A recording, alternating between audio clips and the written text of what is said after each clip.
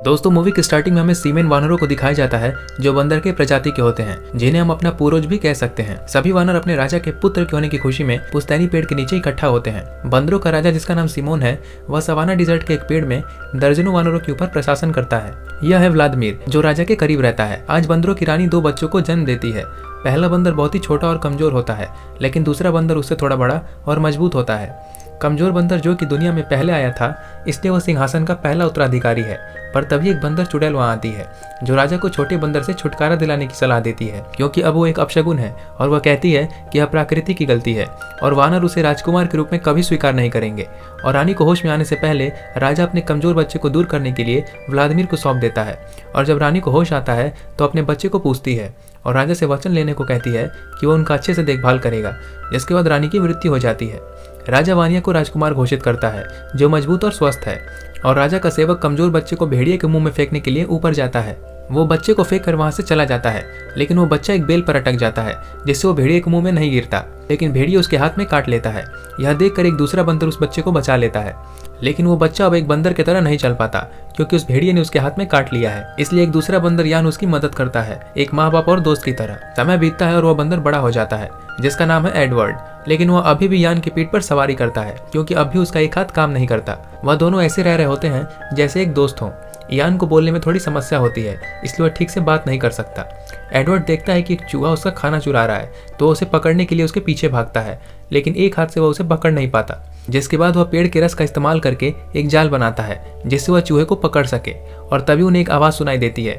आवाज से उन्हें पता लगता है कि खेल की शुरुआत हो चुकी है। इस खेल में एक नारियल के फल को बॉल बनाकर बड़े जानवर की खोपड़ी में डालते हैं, और जिसका बॉल खोपड़ी में चला जाता है वह बंदर वहां का विजेता बन जाता है। इयान जाने से मना करता है, क्योंकि इन दोनों बंदरों को अन्य वानरों द्वारा भेदभाव किया जाता है। एडवर्ड किसी भी तरह इयान को मना लेता है और दोनों खेल देखने चले जाते हैं। वानिया, जो कि राजा का बेटा है, वह इस खेल का पहला विजेता है, जिससे सभी वानर उसकी तारीफ करते हैं। अब खेल का दूसरा पड़ाव शुरू होता है। खेल के बीच में बॉल देखकर इयान से रहा नहीं जाता और वह बॉल को एक छलांग में पकड़ लेता है, पर वह नीचे गिर जाता है। जिसके बाद वह बॉल भी एक छेद में चला जाता है, जहां से वह बॉल निकालना असंभव था। सभी वानर इयान को पीटने लगते हैं। तभी एडवर्ड उस बॉल को निकालने के लिए एक लंबी लकड़ी और पेड़ के चिपचिपे रस का इस्तेमाल करता है और बॉल को बाहर निकाल लेता है। सभी वानर उसके चारों तरफ इकट्ठा हो जाते हैं और उससे पूछते हैं कि उसने यह जादू कैसे किया।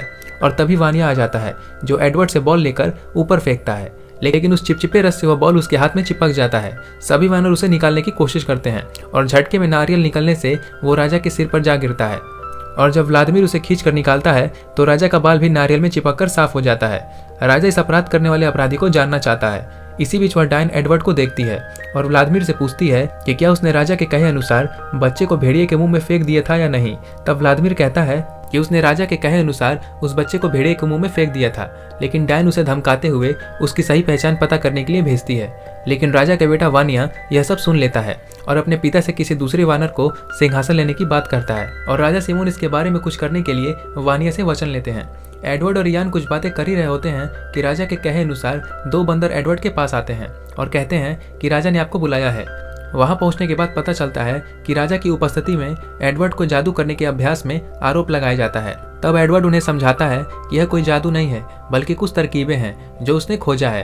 और एडवर्ड उस गलती का समाधान देने के लिए एक पत्तों का ताज बनाता है, जिससे राजा सिमोन का भी टकला ढक जाता है और सिमोन का राजा होने का पहचान भी मिल जाता है। और फिर पत्तों में साफ पानी इकट्ठा करके आईना बनाता है। राजा पहली बार अपना चेहरा देखकर बहुत खुश होता है, जिसके बाद वो राजा के लिए एक झूला बनाता है। वो कुछ बातें कर ही रहे होते हैं कि कुछ कीड़े उन पर हमला कर देते हैं।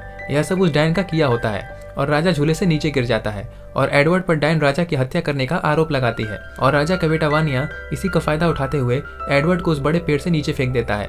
और राजा सिमोन को जब होश आता है तो वह पूछते हैं कि एडवर्ड को नीचे किसने फेंका।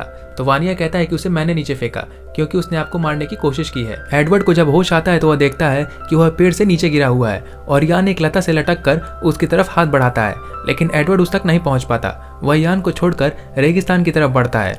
आगे जाने पर वह 2 ऑस्ट्रिच को देखता है और एक ऑस्ट्रिच के मुंह में अंगूर का गुच्छा होता है। एडवर्ड उसे पकड़ने के लिए 2 पैरों पर खड़े होने की कोशिश करता है और इस तरह वह 2 पैरों पर खड़ा होना सीख जाता है। और तभी वह भेड़ियों का एक झुंड उनकी तरफ दौड़ते हुए दिखाई देता है, जिसके कारण इन तीनों को भागना पड़ता है। पहली बार एडवर्ड भागता है, वह भी उल्टा, लेकिन ऑस्ट्रिच को सीधा भागते देख वह भी सीधा भागने लगता है। एडवर्ड यह देखकर बहुत खुश होता है कि वह अब तेजी से आगे बढ़ सकता है। अब एक हाथ उसके लिए बाधा नहीं बनेगा और वो तीनों गैंडों के झुंड से होकर आगे निकल जाते हैं।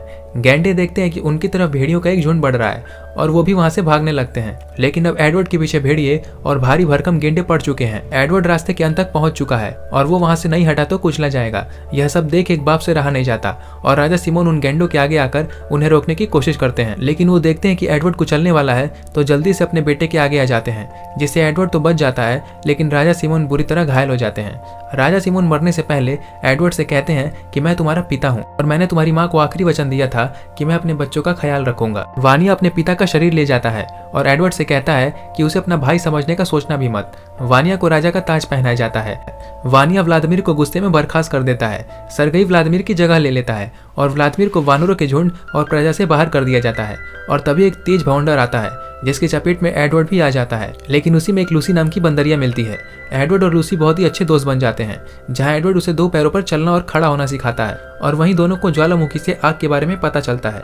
एडवर्ड उत्साही होकर आग के एक टुकड़े को सभी बंदरों को दिखाता है, लेकिन सारे बंदर उसे मारने लगते हैं।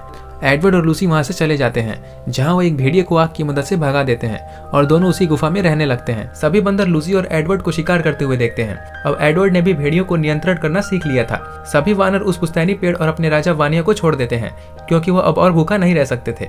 डायन वानरों को डराने के लिए पेड़ की आत्मा को बुलाती है। तभी एक बंदर पेड़ से आने वाली आवाज का पता लगाने के लिए आवाज का पीछा करता है और उसे पता चलता है कि पेड़ में कोई आत्मा नहीं है, बल्कि ये सब डायन का किया धरा है। डायन उसे मारने के लिए दौड़ाती है, लेकिन अब सभी वानरों को इसके बारे में पता चल चुका है। सभी उस पेड़ को छोड़कर एडवर्ड के पास गुफा में रहने के लिए चले जाते हैं, लेकिन लूसी सभी वानरों को अंदर नहीं आने देती, क्योंकि उन सभी ने एडवर्ड के साथ बुरा किया था।